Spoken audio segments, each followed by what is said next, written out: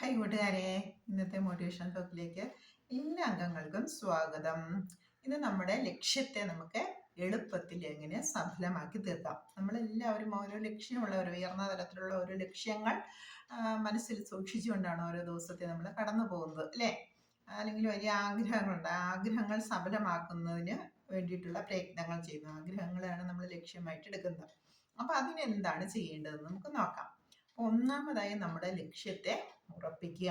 നമുക്ക് എന്താണോ അൾട്ടിമേറ്റ് ആയിട്ട് നമ്മൾ ഏറ്റവും അത്യധികമായിട്ട് നമ്മുടെ ജീവിതത്തിൽ വേണ്ടുന്ന കാര്യം എന്താണോ അതിനെ നമ്മൾ ലക്ഷ്യമായിട്ട് രൂപീകരിക്കുക.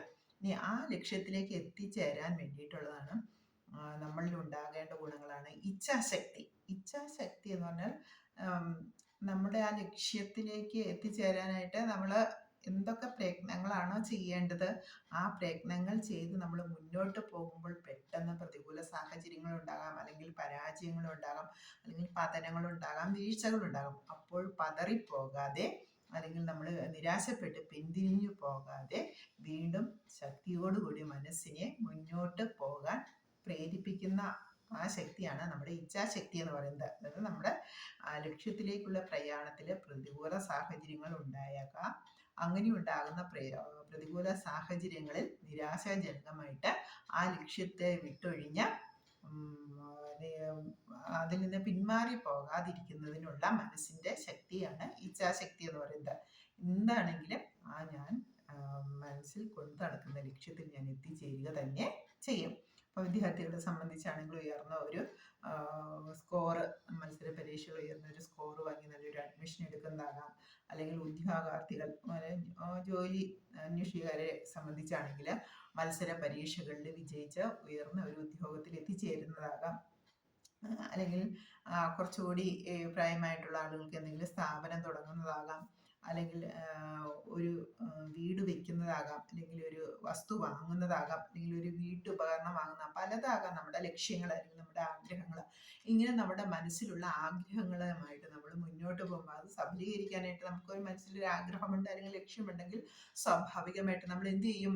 അത് പൂർണ്ണതയിൽ എത്തിക്കുന്നതിനായിട്ട്, അത് സഫലമാക്കുന്നതിനായിട്ടുള്ള പ്രയത്നങ്ങൾ നമ്മുടെ ഭാഗത്തുനിന്നും ഉണ്ടായിക്കൊണ്ടിരിക്കും, അല്ലേ? അങ്ങനെയുള്ള പ്രയത്നങ്ങളുമായി നമ്മൾ മുന്നോട്ട് പോകുമ്പോഴായിരിക്കും പല ഭാഗത്തു നിന്നും നമുക്ക് സ്മൂത്തായിട്ട് അല്ലെങ്കിൽ എളുപ്പത്തിൽ ആ ആഗ്രഹത്തിന്റെ സഫലതയിലേക്ക് എത്തിച്ചേരാൻ സാധിച്ചെന്ന് വരില്ല. നമ്മൾ കഠിനമായി പ്രയത്നിച്ച് മുന്നോട്ട് പോകുമ്പോഴായിരിക്കും നമുക്കൊരു വീഴ്ച സംഭവിക്കുന്നത്, അല്ലെങ്കിൽ ഒരു പ്രതികൂല സാഹചര്യം നമ്മുടെ മുന്നിൽ ഉണ്ടാകുന്നത്, അല്ലെങ്കിൽ ഒരു പരാജയം സംഭവിക്കുന്നത്.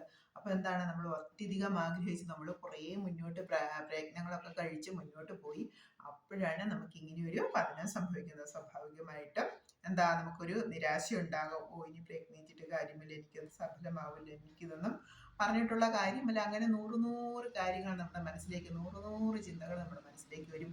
ഒപ്പം നമുക്ക് പുറമേയുള്ള സാഹചര്യങ്ങൾ കാര്യങ്ങൾ നമ്മുടെ വീട്ടുകാരിൽ നിന്നും കൂട്ടുകാരിൽ നിന്നൊക്കെ നമുക്ക് നെഗറ്റീവായിട്ടുള്ള സംഭാഷണങ്ങളും അല്ലെങ്കിൽ അവരിൽ നിന്നുള്ള പ്രവർത്തനങ്ങളും ഒക്കെ നമുക്ക് ഏൽക്കേണ്ടതായിട്ട് വരും. അപ്പോഴതൊക്കെ കേട്ട് ശരി വെച്ചെന്നാൽ ശരി, ഇത് പാതി വഴിയിൽ ഉപേക്ഷിച്ച് ഞാനങ്ങ് പോയേക്കാം എന്ന് പറഞ്ഞാൽ നിരാശപ്പെട്ടു പോകാതെ ഇങ്ങനെയുണ്ടാകുന്ന പ്രതികൂല സാഹചര്യങ്ങളിൽ നിന്ന് ആ പ്രതികൂല സാഹചര്യങ്ങളെ അതിജീവിച്ച് എന്തായാലും എനിക്ക് ഇവിടെ വരെ എത്താൻ പറ്റിയെങ്കിൽ ഇനി ഉറപ്പായിട്ടും എനിക്ക് ലക്ഷ്യത്തിൽ എത്തിച്ചേരാൻ പറ്റുമെന്ന് നമ്മൾ സ്വയം മനസ്സിനെ ബോധ്യപ്പെടുത്തിയെടുക്കുന്നതാണ് നമ്മുടെ ഇച്ഛാശക്തി എന്ന് പറയുന്നത്. അപ്പോൾ നമുക്ക് ഉറച്ച ലക്ഷ്യമുണ്ടായിരിക്കണം, ഒരു ഉറച്ച ലക്ഷ്യമുണ്ടായിരിക്കണം, ഇച്ഛാശക്തി ഉണ്ടായിരിക്കണം. ഇച്ഛാശക്തി എന്താണെന്ന് ഞാൻ പറഞ്ഞു തന്നത് എന്താണ്? വീഴ്ചകളിലും പ്രതികൂല സാഹചര്യങ്ങളിലും പതനങ്ങളിലും പതറാതെ, മനസ്സ് പതറിപ്പോകാതെ മനസ്സിന് കൂടുതൽ സന്തോഷത്തോടെ കൂടുതൽ ശക്തിയോടെ നമുക്കിത് സാധിക്കും, മുന്നോട്ട് ഇനിയും പോകണമെന്ന ചിന്ത മനസ്സിൽ ഉദിപ്പിക്കുന്നതാണ് ഇച്ഛാശക്തി. ഈ ഉറച്ച വിശ്വാസം, ഉറച്ച ലക്ഷ്യം, ഇച്ഛാശക്തി. ഒപ്പം തന്നെ അടുത്ത മൂന്നാമത്തെ കാര്യമാണ് കഠിന പ്രയത്നം. അപ്പോൾ നമ്മൾ സ്വാഭാവികമായിട്ട് നമ്മൾ കഠിന പ്രയത്നം കായികമായിട്ട് നമ്മൾ കല്ലുമലയും ചുമക്കുന്ന ആ കഠിന പ്രയത്നമല്ല.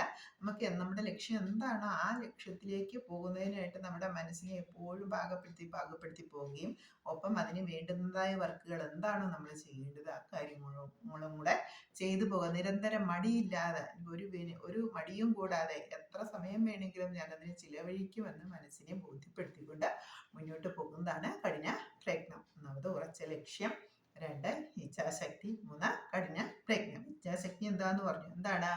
പതനങ്ങളിലും വീഴ്ചകളിലും പരാജയങ്ങളിലും മനസ്സിനെ നിരാശപ്പെടുത്താതെ ഇവിടെ നിന്ന് ഞാൻ ഇനിയും മുന്നോട്ട് പോകും, എനിക്കിത് സാധിക്കും, ഈ ലക്ഷ്യത്തിൽ എത്തിച്ചേരാൻ സാധിക്കുമെന്ന് മനസ്സിനെ പറഞ്ഞ് പഠിപ്പിച്ചെടുക്കുന്നതാണ് ഇച്ഛാശക്തി. പിന്നെ കഠിന പ്രയത്നം ചെയ്യുക.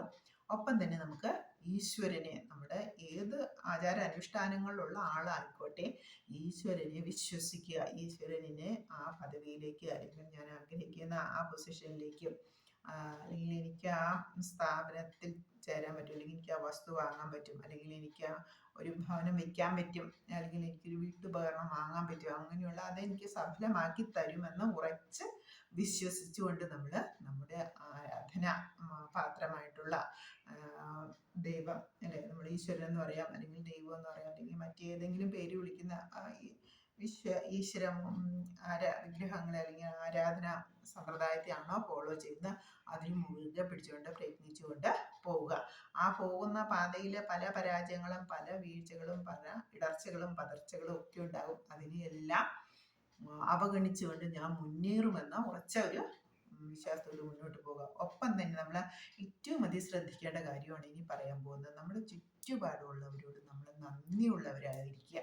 നമുക്ക് പ്രതികൂലമായിട്ടുള്ള കാര്യങ്ങളായിരിക്കും ചിലപ്പോൾ അവരിൽ നിന്ന് നമുക്ക് കിട്ടുന്നത്, എങ്കിൽ പോലും മനസ്സിൽ നമുക്ക് പെട്ടെന്ന് ദേഷ്യം അല്ലെങ്കിൽ അമർഷമൊക്കെ അവരോട് തോന്നിയാൽ പോലും നമ്മൾ അതിനെ മായ്ച്ചുകൊണ്ട് മനസ്സിനെ തന്നെ പറഞ്ഞു പഠിപ്പിക്കാതെ അവരുടെ സംസ്കാരമാണെങ്കിൽ അവർക്ക് അങ്ങനെ ചെയ്യാൻ സാധിക്കുള്ളൂ. എന്നെ പോലെ തന്നെ അവർക്ക് സ്വാതന്ത്ര്യമുണ്ട്, അവർ ആ രീതിയിലാണ് പ്രതികരിച്ച് പഠിക്കുന്നത്. അതുകൊണ്ട് എനിക്ക് ഒരു കുഴപ്പവുമില്ല, എന്നാലും അവരോട് സ്നേഹത്തോടും നന്ദിയോടും കൂടി, ഇങ്ങനെയാണ് നമ്മുടെ ചുറ്റുപാട് നമ്മൾ ഇടപഴകുന്ന എല്ലാ ആളുകളോടും, നമ്മുടെ അച്ഛനമ്മ, മാതാപിതാക്കള്, സഹോദരങ്ങള്, കൂട്ടുകാര്, നമ്മുടെ ബന്ധുമിത്രാദികൾ, നമ്മൾ ആരൊക്കെ, അല്ലെങ്കിൽ ജോലി സ്ഥലത്ത് ആരൊക്കെ ആയിട്ട് ഇടപഴകുന്നു, എല്ലാവരോടും വളരെ സൗഹാർദ്ദത്തോടുകൂടി സ്നേഹത്തോടുകൂടി വേണം ഇടപഴകാനായിട്ട്. ഒപ്പം തന്നെ അവരോട് വളരെ നന്ദിയുള്ളവരായിരിക്കുക.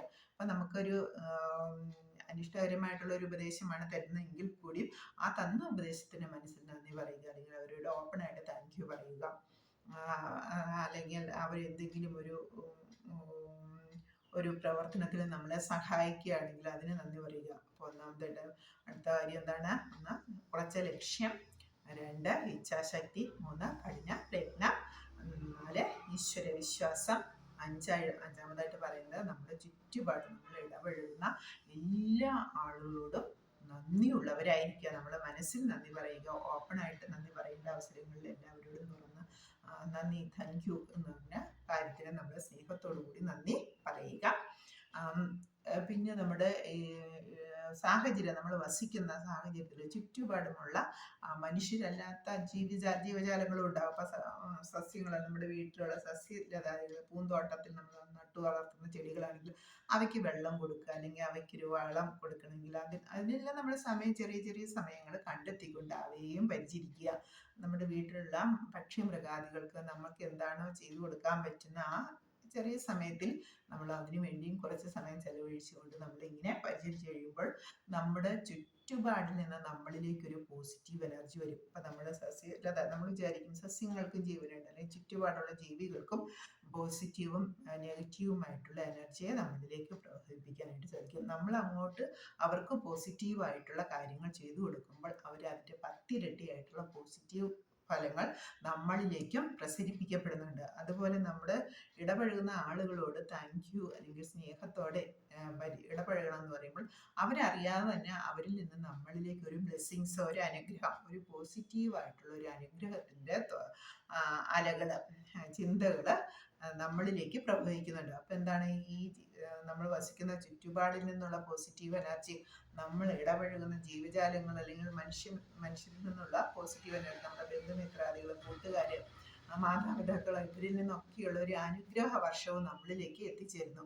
ഒപ്പം തന്നെ നമ്മുടെ കഠിനമായിട്ടുള്ള പ്രയത്നവും കൂടിയാകുമ്പോൾ വളരെ പെട്ടെന്ന് നമ്മുടെ ലക്ഷ്യം നമ്മൾ പൂർത്തീകരിക്കും, അല്ലെ നമ്മുടെ ആഗ്രഹം നമുക്ക് സഫലമാക്കാനായിട്ട് സാധിക്കും. അപ്പം എന്താണ്, നമ്മളോട് എന്തെങ്കിലും പ്രതികൂലമായിട്ടുള്ള കാര്യങ്ങൾ എവിടെയെന്നാണെങ്കിലും ഉണ്ടായാലും നമ്മൾ അതിനിരട്ടിയായിട്ട് നെഗറ്റീവായിട്ടുള്ള കാര്യങ്ങൾ പറയുകയാണെങ്കിൽ നമ്മുടെ പ്രയത്നത്തിൻ്റെ ഫലം അവിടെ കുറഞ്ഞു പോകുന്നുണ്ട്, പ്രയത്നത്തിൻ്റെ എനർജി അവിടെ കുറഞ്ഞു പോകുന്നുണ്ട്.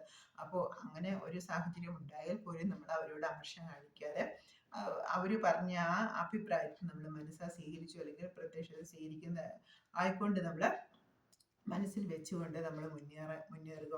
അതുവഴി നമുക്ക് അവരിൽ നിന്നുള്ള അനുഗ്രഹ വർഷങ്ങൾ നമ്മളോട് എന്ത് എങ്ങനെ പെരുമാറുന്നോ ആ രീതിയിൽ പെരുമാറാതെ നമ്മളോട് പ്രതികൂലമായിട്ടുള്ള രീതിയിലാണ് പെരുമാറുന്നതെങ്കിൽ നമ്മളും പ്രതികൂലമായിട്ട് സ്വാഭാവികമായിട്ടും പെരുമാറിപ്പോകും. പക്ഷെ നമ്മളങ്ങനെ പ്രതികൂലമായിട്ട് പെരുമാറാൻ പാടില്ല. നമ്മൾ വളരെ സ്നേഹത്തോടുകൂടി കരുണയോടുകൂടി നമ്മൾ അവരെ പരിചരിക്കുകയാണ്, അല്ലെങ്കിൽ അവരെ കെയർ ചെയ്യുകയാണെങ്കിൽ അവരിൽ നിന്നും അവരറിയാതെ ഒരു പോസിറ്റീവ് ബ്ലെസ്സിങ്സ് നമ്മളിലേക്ക് എത്തുന്നത്. അത് നമ്മൾ പലർക്കും അറിഞ്ഞുകൂടാ.